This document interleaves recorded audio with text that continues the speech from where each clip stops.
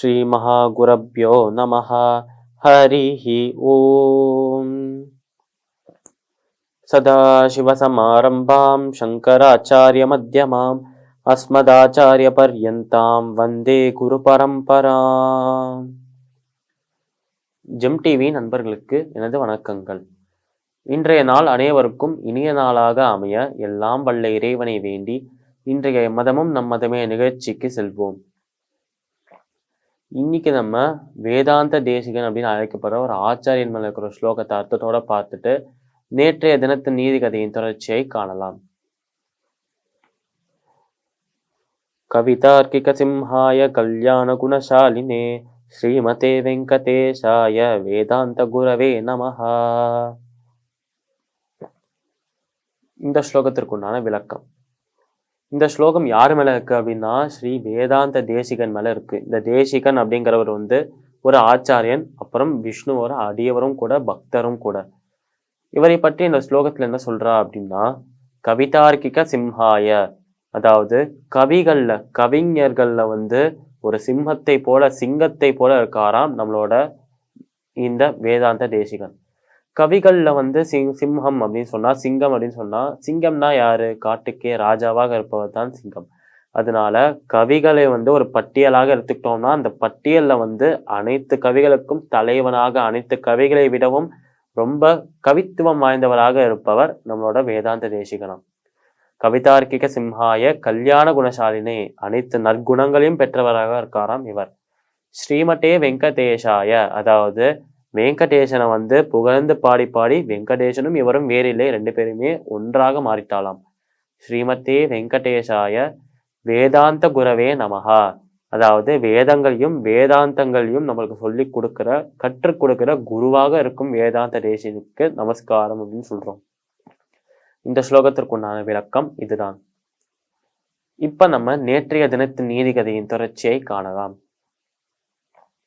இந்த முதலையின் மனைவி தன்னோட கணவனா இருக்கிற இந்த முதலை கிட்ட இப்படி சொல்லும் போது, அடுத்த நாள் இந்த மனைவியின் பேச்சை கேட்டு அந்த முதலை போறதாம் அந்த குளத்துக்கு. அந்த குளத்துக்கு போன உடனேயே அந்த மாமரத்திலே மாம்பழங்கள் சாப்பிட்டுட்டு இருந்தா அந்த குரங்கு ஒரு 2-3 பழங்களை எடுத்து தன்னோட நண்பனுக்காக கீழே குதித்து அந்த நண்பனுக்கு தரதாம். அதையும் ஏற்றுக்கிறதாம் அந்த முதலை. அப்போ அதோட மனசுல நினைக்கிறதாம், இவ்வளோ நல்ல நண்பனை என்னோட சுயநலத்துக்காக நான் உபயோகப்படுத்துறேனே, இது தவறில்லையா அப்படின்னு சொல்லிட்டு யோசிக்கிறதாம் அந்த முதலை. இருந்தாலும் தன்னோட மனைவியையும் சந்தோஷமாக வச்சுக்கணும்ல, அதுக்காக தான் அந்த குரங்கை ஏத்திக்கிட்டு அந்த குரங்கும் இப்போ கேட்கறதாம் அந்த முதலை கிட்ட, இன்னைக்கு நம்ம எங்க போக போறோம் அப்படின்னு கேட்கறதாம் அந்த குரங்கு. அதுக்கு இந்த முதலை சொன்ன பதில் என்ன அப்படின்னா, ஒண்ணும் இல்லை, நீ என் கூட வா, உன்னை சர்ப்ரைஸா ஒரு இடத்துக்கு கூட்டிட்டு போறேன் அப்படின்னு சொல்லிட்டு அந்த குரங்கை கண்ணை மூட சொல்லிட்டு கூட்டிட்டு போறதுதான் இந்த முதலை அதோட வீட்டுக்கு. இந்த மாதிரி அதோட வீட்டுக்கு கூட்டிட்டு போகும்போது அந்த குரங்கு திருப்பி திருப்பி கேட்டுட்டே இருக்கான், எங்க போறோம், எதுக்கு போறோம், எவ்வளவு நேரம் ஆகும் அப்படின்னு சொல்லிட்டு திருப்பி திருப்பி நோண்டி நோண்டி கேட்டதுனால அந்த முதலை சொல்றதுதான் உண்மை எல்லாமே. என் மனைவி உன்னை சாப்பிடணும் அப்படின்னு ஆசைப்பட்டா. உன்னை சாப்பிடுறதுல அவ என்ன சொன்னா அப்படின்னா, ஒரு குரங்கோட இதயம்தான் இருக்கிறதுலே ரொம்ப சுவையாக இருக்கும், அதனால அந்த குரங்கை கூட்டிட்டு வா, உன் நண்பனோட மிச்ச பாகங்கள் எல்லாம் உடலே விட்டுறேன், அதோட இதயத்தை மட்டும் நான் எடுத்துக்கிறேன் அப்படின்னு சொன்னா என்னோட மனைவி. அதற்காக தான் உன்னை கூட்டிட்டு போறேன் அப்படின்னு சொல்றதாம் அந்த முதலை.